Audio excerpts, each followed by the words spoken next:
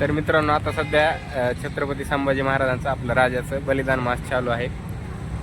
18 February ते 18 मार्च तुम्ही पाहू शकता. महाराजांचं दर्शन करून खूप मनाला भारी वाटतंय. राम राम मित्रांनो, जय शिवराय. हा आहे आपला सेकंड ब्लॉग. तर आज बायकोला चहा आणि वनमस्का खाऊ घातलाय. तर आज आम्ही जातोय, कुठं जातोय का? आळंदीला जातोय, आळंदीला. तर मित्रांनो, आम्ही आज आळंदीला जाणारच आहोत. तर आळंदीला तर सर्वजण गेले, पण अजून एक सुंदर मंदिर आहे. सुंदर मंदिर खूप भारी आहे आणि दर्शन घेतल्यावर तुम्हाला खूप प्रसन्न वाटेल. ते मंदिर आम्ही दाखवणार आहोत. तर व्हिडिओ नक्की शेवटीपर्यंत पहा.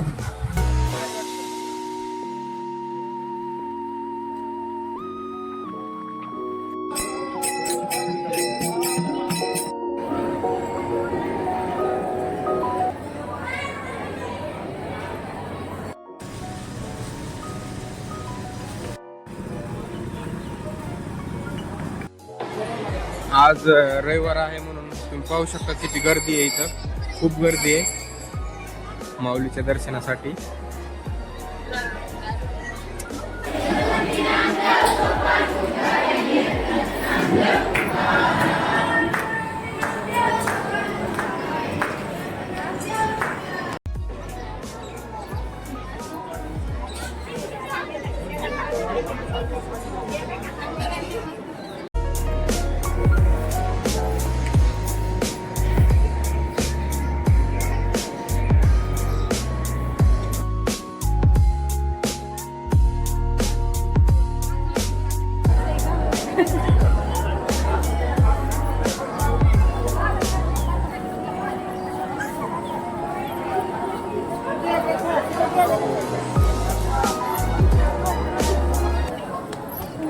तर मित्रांनो, आताच आम्ही दर्शन घेऊन माऊलीचं इथं इंद्रायणी नदीच्या तीरावरती आलो. इथं पूर्ण इनोव्हेशन चालू आहे, ते पाहू शकता तुम्ही. इनोव्हेशन, पाण्याचं शुद्धीकरण, कचरा वगैरे काढणे खूप भारी व्हायले आता.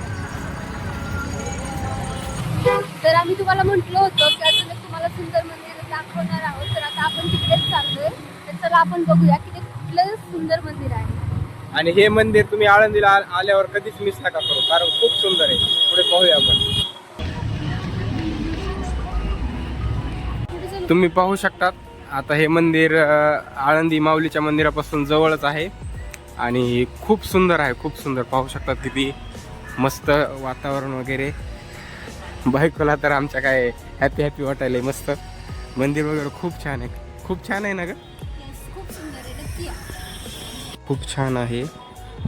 त्याचबरोबर इथं गार्डन पण आहे आणि मंदिर तुम्ही पाहू शकता.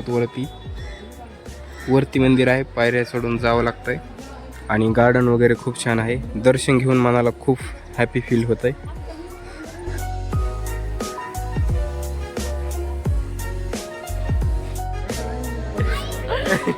तर आम्ही तुम्हाला म्हटलं होतं की आम्ही तुम्हाला एक सुंदर मंदिर दाखवणार आहोत. तर आळंदीपासून फक्त 2 किलोमीटरच्या अंतरावर असलेलं हे आहे गजानन महाराजांचं मंदिर.